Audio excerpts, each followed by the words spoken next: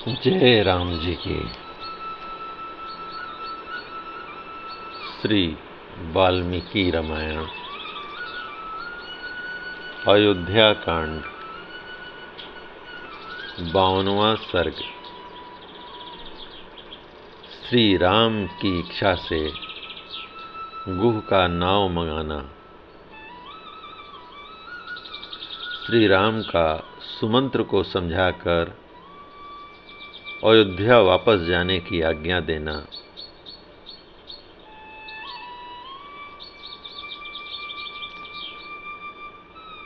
उसके पश्चात श्री राम का सीता जी और लक्ष्मण के साथ नाव पर बैठना, सीता जी की गंगा जी से प्रार्थना करना, नाव से पार उतरकर श्री राम आदि का वत्स देश में पहुंचना और सायंकाल में एक वृक्ष के नीचे रहने के लिए जाना। जय राम जी की।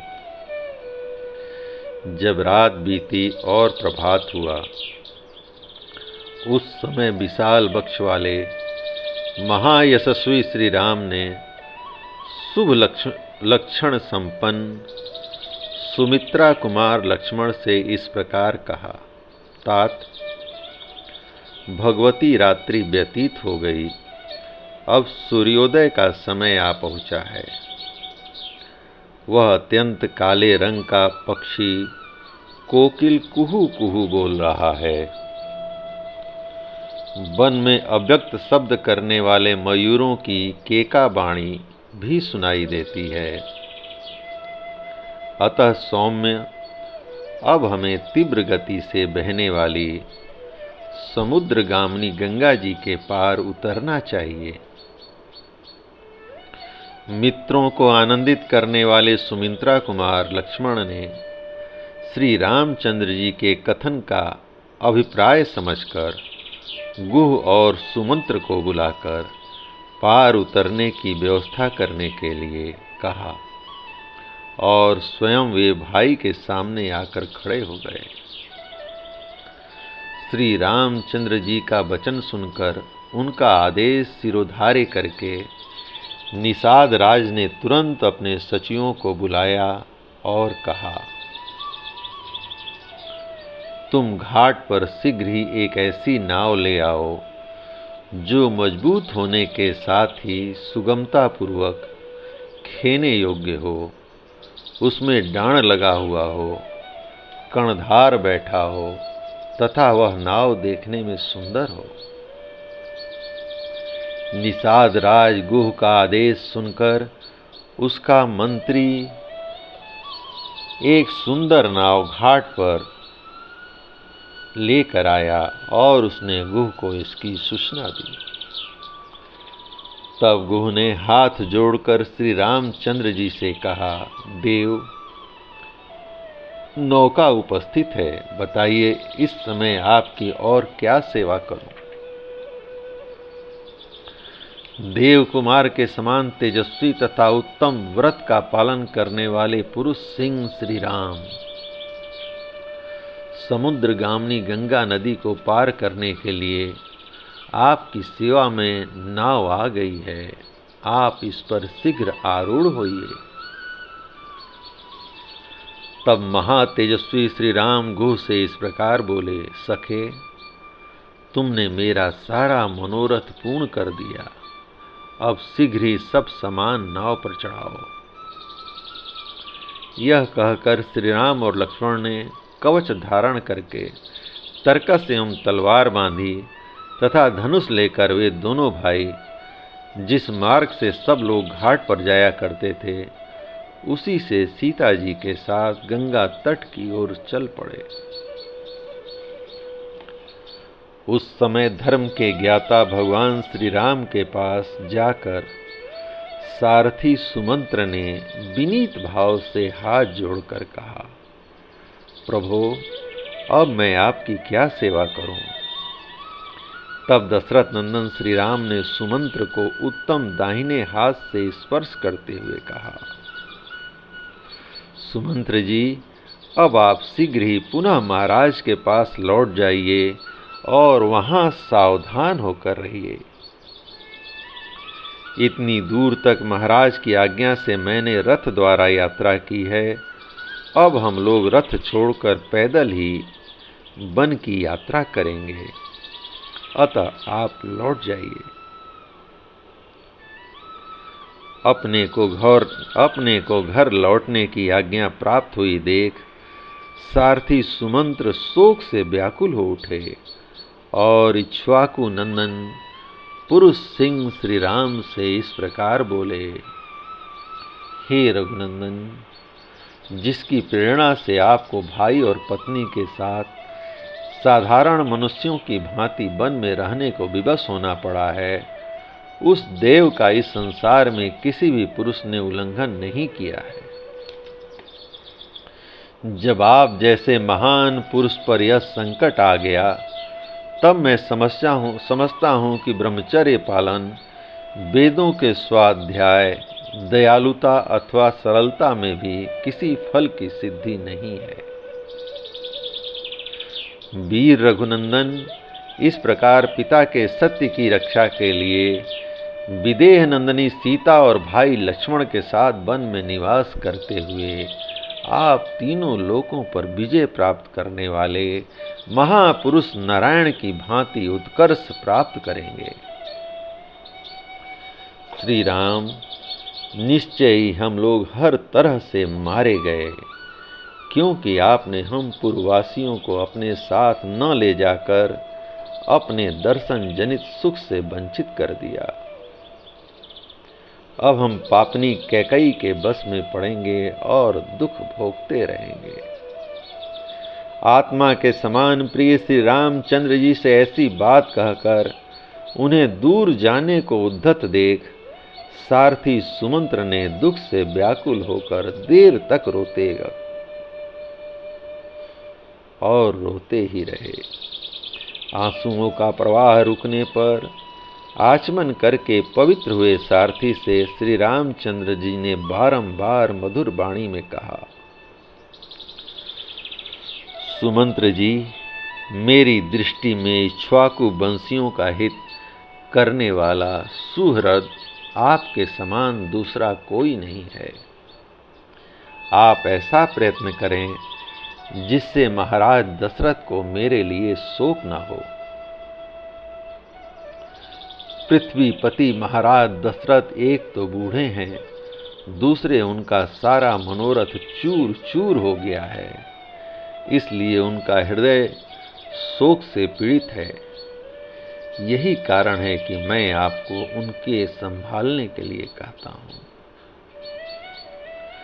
वे महामनस्वी महाराज कैकई का प्रिय करने की इच्छा से आपको जो कुछ भी और जैसी भी आज्ञा दें, उसका आप आदर पूर्वक पालन करें, यही मेरा अनुरोध है। राजा लोग इसलिए राज्य का पालन करते हैं कि किसी भी कार्य में इनके मन की इच्छा पूर्ति में विघ्न न डाला जाए। सुमंत्र जी, जिस किसी भी कार्य में जिस किसी भी तरह महाराज को अप्रिय बात से खिन्न होने का अवसर न आवे तथा वे शोक से दुबले न हो, वह आपको उसी प्रकार करना चाहिए। जिन्होंने कभी दुख नहीं देखा है, उन आर्य जितेंद्रिय और वृद्ध महाराज को मेरी ओर से प्रणाम करके यह बात कहिएगा।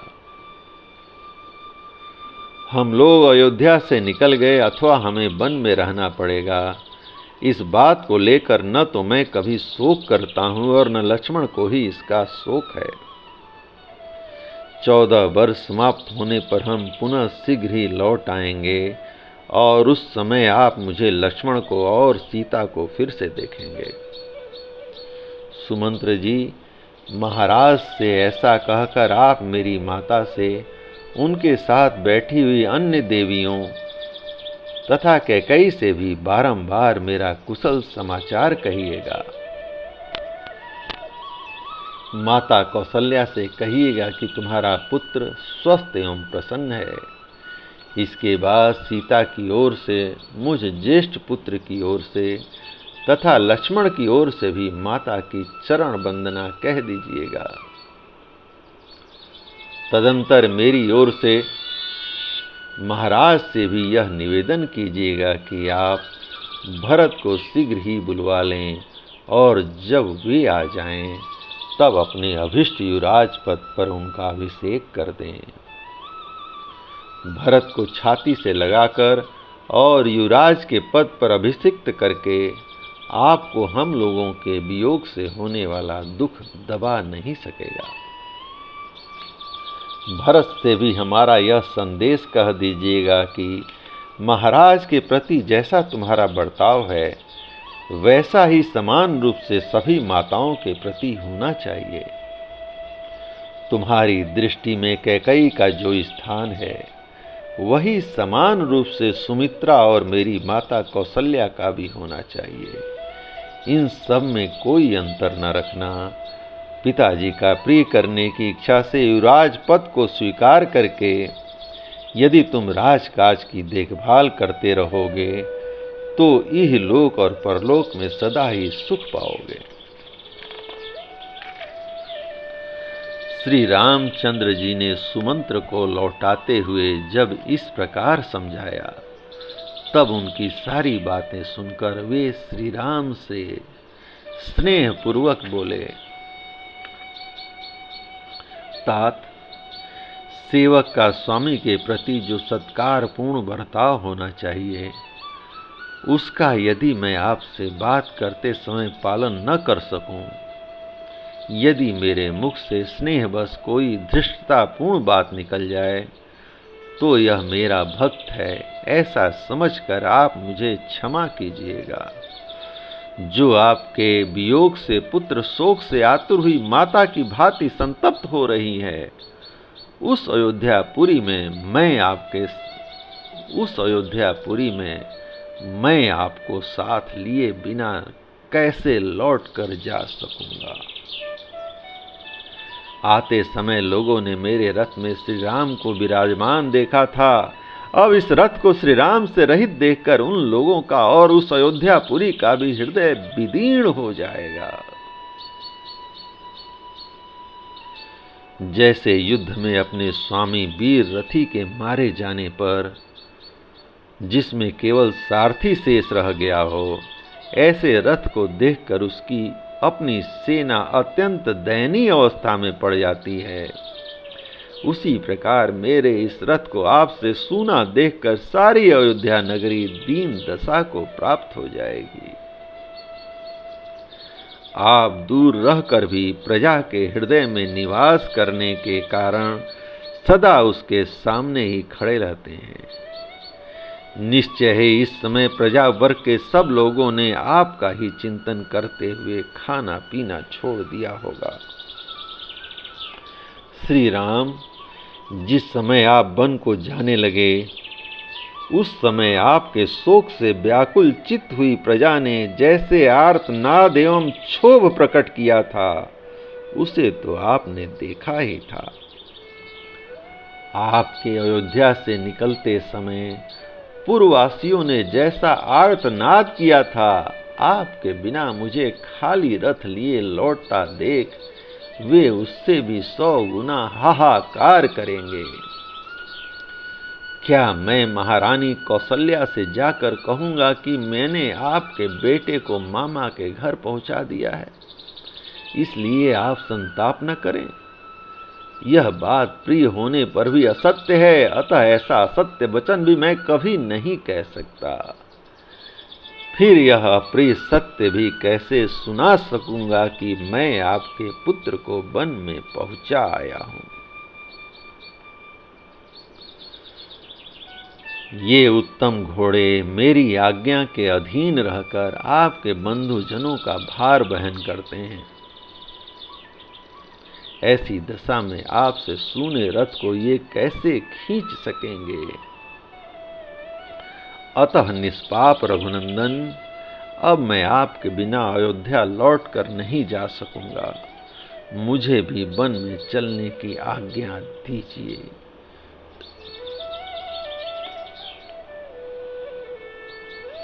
यदि इस तरह याचना करने पर भी आप मुझे त्याग ही देंगे तो मैं आपके द्वारा परित्यक्त होकर यहाँ रथ सहित अग्नि में प्रवेश कर जाऊंगा। रघुनंदन, वन में आपकी तपस्या में विघ्न डालने वाले जो जंतु उपस्थित होंगे मैं इस रथ के द्वारा उन सब को दूर भगा दूंगा। श्री राम, आपकी कृपा से मुझे आपको रथ पर बिठाकर यहाँ तक लाने का सुख प्राप्त हुआ है। अब आपके ही अनुग्रह से मैं आपके साथ वन में रहने का सुख भी पाने की आशा करता हूँ। आप प्रसन्न होकर आज्ञा दीजिए, मैं वन में आपके पास ही रहना चाहता हूँ। मेरी इच्छा है कि आप प्रसन्नता पूर्वक कह दें कि तुम वन में मेरे साथ ही रहो। वीर ये घोड़े भी यदि वन में रहते समय आपकी सेवा करेंगे तो इन्हें परम गति की प्राप्ति होगी। प्रभु, मैं वन में रहकर अपने सिर से सारे शरीर से आपकी सेवा करूंगा और इस सुख के आगे अयोध्या तथा देवलोक का भी सर्वथा त्याग कर दूंगा। जैसे सदाचारहीन प्राणी इंद्र की राजधानी स्वर्ग में नहीं प्रवेश कर सकता, उसी प्रकार आपके बिना मैं अयोध्यापुरी नहीं जा सकता। मेरी यह अभिलाषा है कि जब वनवास की अवधि समाप्त हो जाए तब फिर इसी रथ पर बिठाकर आपको अयोध्यापुरी ले चलूं। वन में आपके साथ रहने से यह 14 वर्ष मेरे लिए 14 क्षणों के समान बीत जाएंगे, अन्यथा 1400 वर्षों का समान ये 14 वर्ष भारी बन जाएंगे। अतः भक्त वत्सल, आप मेरे स्वामी के पुत्र हैं। आप जिस पथ पर चल रहे हैं उसी पर आपकी सेवा के लिए सदा चलने के लिए मैं तैयार खड़ा हूँ। मैं आपके प्रति भक्ति रखता हूँ, आपका भृत्य हूँ और भृत्य जनित मर्यादा के भीतर स्थित हूँ। अतः आप मेरा परित्याग न करें। इस तरह अनेक प्रकार से दीन वचन कहकर बारंबार याचना करने वाले सुमंत्र से सेवकों पर कृपा करने वाले श्री राम ने इस प्रकार कहा। सुमंत्र जी, आप स्वामी के प्रति स्नेह रखने वाले हैं। मुझ में आपकी जो उत्कृष्ट भक्ति है उसे मैं जानता हूँ। फिर भी जिस कार्य के लिए मैं आपको यहाँ से अयोध्यापुरी भेज रहा हूँ उसे सुनिए। जब आप नगर को लौट जाएंगे तब आपको देखकर मेरी छोटी माता कैकेयी को यह विश्वास हो जाएगा कि राम वन को चले गए हैं। इसके विपरीत यदि आप नहीं गए तो उसे संतोष नहीं होगा। मेरे वनवासी हो जाने पर भी वह धर्मपरायण महाराज दशरथ के प्रति मिथ्यावादी होने का संदेह करे, ऐसा मैं नहीं चाहता। आपको भेजने में मेरा मुख्य उद्देश्य यही है कि मेरी छोटी माता कैकेयी भरत द्वारा सुरक्षित समृद्धिशाली राज्य को हस्तगत कर ले। सुमंत्र जी, मेरा तथा महाराज का प्रिय करने के लिए आप अयोध्यापुरी को अवश्य पधारिए और आपको जिनके लिए जो संदेश दिया गया है वह सब वहां जाकर उन लोगों से कह दीजिए। ऐसा कहकर श्री राम ने सुमंत्र को बारंबार संतावना दी। उसके बाद उन्होंने गुह से उत्साहपूर्वक यह युक्त बात कही। निषाद राज गुह, इस समय मेरे लिए ऐसे वन में रहना उचित नहीं है जहाँ जनपद के लोगों का आना जाना अधिक होता हो। अब अवश्य मुझे निर्जन वन के आश्रम में ही वास करना होगा। इसके लिए जटा धारण आदि आवश्यक विधि का मुझे पालन करना चाहिए। अतः फल मूल का आहार और पृथ्वी पर शयन आदि नियमों को ग्रहण करके मैं सीता और लक्ष्मण की अनुमति लेकर पिता का हित करने की इच्छा से सिर पर तपस्वी जनों के आभूषण रूप जटा धारण करके यहाँ से वन को जाऊंगा। मेरे केसों को जटा का रूप देने के लिए तुम बड़ का दूध ला दो। गुह ने तुरंत ही बड़ का दूध लाकर श्री राम को दे दिया। श्री राम ने उसके द्वारा लक्ष्मण की तथा अपनी जटाएं बनाई। महाबाहु पुरुष सिंह श्री राम तत्काल जटाधारी हो गए। उस समय वे दोनों भाई श्री राम लक्ष्मण बलकल वस्त्र और जटा मंडल धारण करके ऋषियों के समान शोभा पाने लगे। तदंतर वानप्रस्थ मार्ग का आश्रय लेकर लक्ष्मण सहित श्री राम ने वानप्रस्थोचित व्रत को ग्रहण किया। तत्पश्चात वे अपने सहायक गुह से बोले, निषाद राज, तुम सेना, खजाना, किला और राज्य के विषय में सदा सावधान रहना, क्योंकि राज्य की रक्षा का काम बड़ा कठिन माना गया है। गुह को इस प्रकार आज्ञा देकर उससे विदा ले इक्ष्वाकु कुलनंदन श्री रामचंद्र जी पत्नी और लक्ष्मण के साथ तुरंत ही वहां से चल दिए। उस समय उनके चित्त में तनिक भी व्यग्रता नहीं थी। नदी के तट पर लगी हुई नाव को देखकर इक्ष्वाकु नंदन श्री राम ने शीघ्रगामी गंगा नदी के पार जाने की इच्छा से लक्ष्मण को संबोधित करके कहा, पुरुष सिंह, यह सामने खड़ी नाव है, देखो। तुम मनस्वनी सीता को पकड़कर धीरे से उस पर बिठा दो, फिर स्वयं भी नाव पर बैठ जाओ। भाई का यह आदेश सुनकर मन को बस में रखने वाले लक्ष्मण ने पूर्णतः उसके अनुकूल चलते हुए पहले मिथिलेश कुमारी श्री सीता जी को नाव पर बैठाया, फिर स्वयं भी उस पर आरूढ़ हुए। सबके अंत में लक्ष्मण के बड़े भाई तेजस्वी श्री राम स्वयं नौका पर बैठे। तदंतर निषाद राज गुह ने अपने भाई बंधुओं को नौका खेने का आदेश दिया।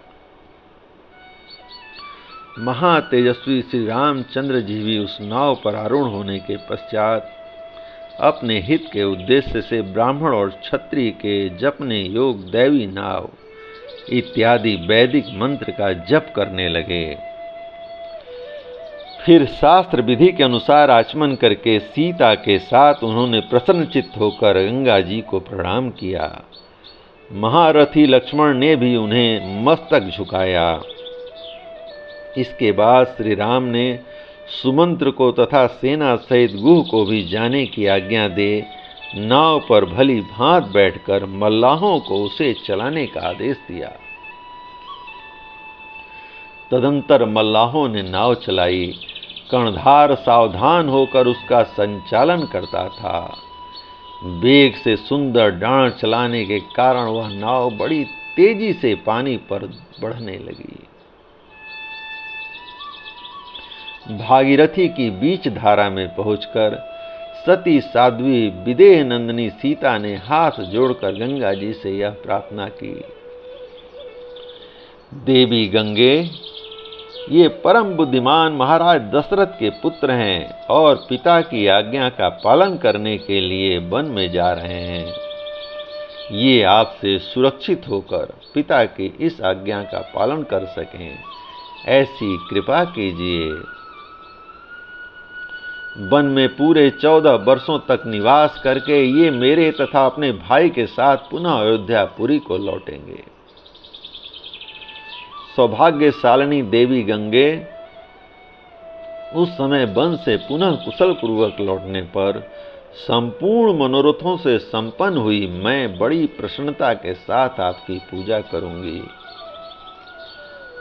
स्वर्ग, भूतल और पाताल तीनों मार्गों पर विचरने वाली देवी, तुम यहाँ से ब्रह्मलोक तक फैली हुई हो और इस लोक में समुद्र राज की पत्नी के रूप में दिखाई देती हो। शोभाशालिनी देवी, पुरुष सिंह श्री राम जब पुनः वन से सकुशल लौटकर अपना राज्य प्राप्त कर लेंगे, तब मैं सीता पुनः आपको मस्तक झुकाऊंगी और आपकी स्तुति करूंगी। इतना ही नहीं, मैं आपका प्रिय करने की इच्छा से ब्राह्मणों को 1,00,000 गौएं, बहुत से वस्त्र तथा उत्तमोत्तम अन्न प्रदान करूंगी। देवी, पुनः अयोध्यापुरी में लौटने पर मैं सहस्त्रों देव दुर्लभ पदार्थों से तथा राजकीय भाग से रहित पृथ्वी, वस्त्र और अन्न के द्वारा आपकी पूजा करूंगी। आप मुझ पर प्रसन्न हो। आपके किनारे जो जो देवता, तीर्थ और मंदिर हैं, उन सब का मैं पूजन करूंगी। निष्पाप गंगे, ये महाबाहु पाप रहित मेरे पतिदेव मेरे तथा अपने भाई के साथ वनवास से लौटकर पुनः अयोध्या नगरी में प्रवेश करें। पति के अनुकूल रहने वाली सती साध्वी सीता इस प्रकार गंगा जी से प्रार्थना करती हुई शीघ्र ही दक्षिण तट पर जा पहुंची। किनारे पहुंचकर शत्रुओं को संताप देने वाले नर श्रेष्ठ श्री राम ने नाव छोड़ दी और भाई लक्ष्मण तथा विदेह नंदनी सीता के साथ आगे को प्रस्थान किया। तदंतर महाबाहु श्री राम सुमित्रा नंदन लक्ष्मण से बोले, सुमित्रा कुमार, अब तुम सजन या निर्जन वन में सीता की रक्षा के लिए सावधान हो जाओ। हम जैसे लोगों को निर्जन वन में नारी की रक्षा अवश्य करनी चाहिए।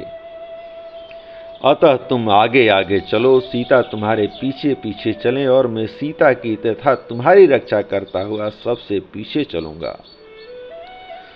पुरुष प्रवर हम लोगों को एक दूसरे की रक्षा करनी चाहिए। अब तक कोई भी दुष्कर कार्य समाप्त नहीं हुआ है। इस समय ही कठिनाइयों का सामना आरंभ हुआ है। आज विदेह कुमारी सीता को वनवास के वास्तविक कष्ट का अनुभव होगा।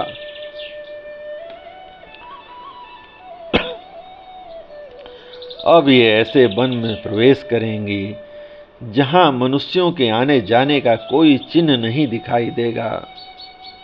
न धान आदि के खेत होंगे, न टहलने के लिए बगीचे, जहां ऊंची नीची भूमि होगी और गड्ढे मिलेंगे जिसमें गिरने का भय रहेगा।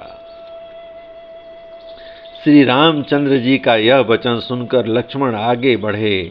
उनके पीछे सीता चलने लगी तथा सीता के पीछे रघुकुल नंदन श्री राम थे। श्री रामचंद्र जी शीघ्र गंगा जी के उस पार पहुंचकर जब तक दिखाई दिए तब तक सुमंत्र निरंतर उन्हीं की ओर दृष्टि लगाए देखते रहे।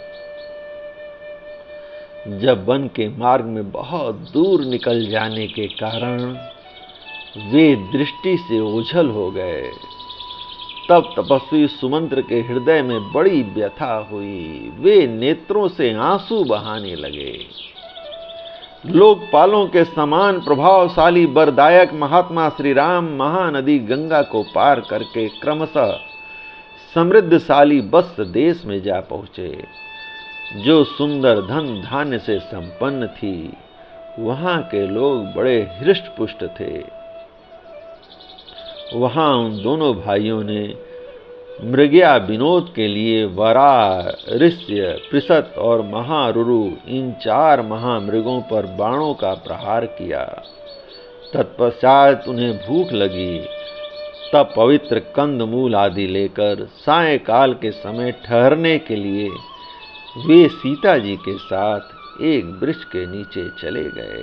जय राम जी की। इस प्रकार श्री वाल्मीकि निर्मित आर्ष रामायण आदि काव्य के अयोध्या कांड का 52वां सर्ग प्रभु श्री राम की कृपा से पूर्ण हुआ। जय राम, श्री राम, जय जय राम।